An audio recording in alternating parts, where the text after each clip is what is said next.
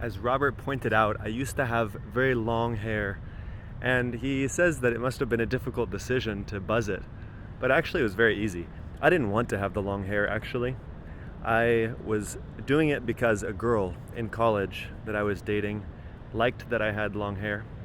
And then when we broke up, I shaved my head, and even before I was a monk, this is what I prefer to have because it's simple. That's the idea with spiritual life in general, but especially as a monk, is to live as simply as possible, because there's so much more you can do with your time when you're not spending the bulk of your mental space, emotional space, financial resources to court someone. It's such a drama. You know, right? If you've been in a sort of romantic intrigue before, how you get absorbed in it and you can't think of anything else. And it's nice sometimes, and then it's devastating sometimes.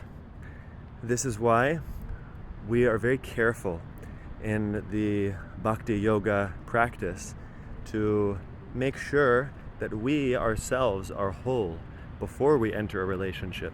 So in the scientific system of elevation of consciousness called the Varnashrama system, one first starts off as a monk and then graduates on to family life. And there's not the same sense of love marriages that there is today. It's according to the compatibility of two souls. Then they come together, and both of them are whole in themselves because of their relationship with God. And then two people like that is like 1 + 1 = 11, you know? Versus two people who are together, who are not complete in themselves, just exploiting each other, always demanding for attention and always needing something from the other person and being clingy.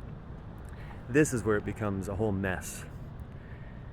And this is why some choose to just stay in single life as a monk.